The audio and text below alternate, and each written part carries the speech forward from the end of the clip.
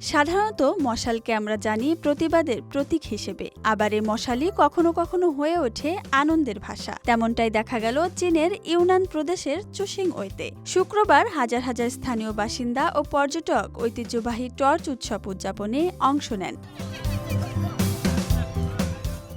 Video ফুটেজে দেখা গেছে লোকজন মশাল জ্বালিয়ে শহরের কেন্দ্র দিয়ে নেচে নেচে ও প্যারেড করতে করতে যাচ্ছেন। আগুন, আতশবাজি ও লেজার শোর আলোয় ঝলমল করছে চারপাশ। অনেক দর্শনার্থীকে দেখা গেছে মুখে কালো ছাই মেখে মিছিলে অংশ নিতে, যা একটি ঐতিহ্যবাহী রীতি এবং এটি আনন্দ, শক্তি ও ঐক্যের প্রতীক।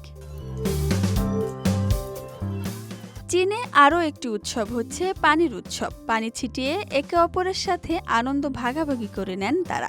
অংশগ্রহণকারীরা অনেকে মনে করেন পানি ছিটানোর উৎসবের তুলনায় আগুন স্থানীয়দের উচ্ছ্বাস আরও ভালোভাবে প্রকাশ করে এবং পরিবেশটাও আরও চমৎকার করে তোলে। এছাড়া এটি পারস্পরিক ঐক্যতার একটি মাধ্যম। এক অংশগ্রহণকারী বলেন, সবচেয়ে অভাবনীয় দৃশ্যটি হলো বিভিন্ন জাতিগোষ্ঠীর মানুষ একত্র হয়ে মহামশালের সামনে জড়ো হয়েছেন।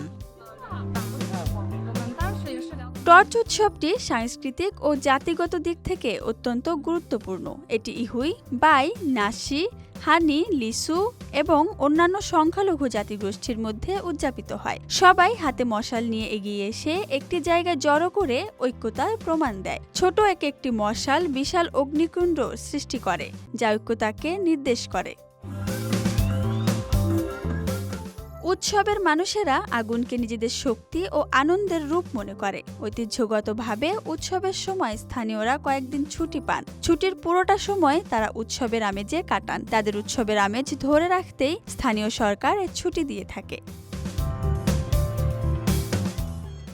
Dhaka express desk report.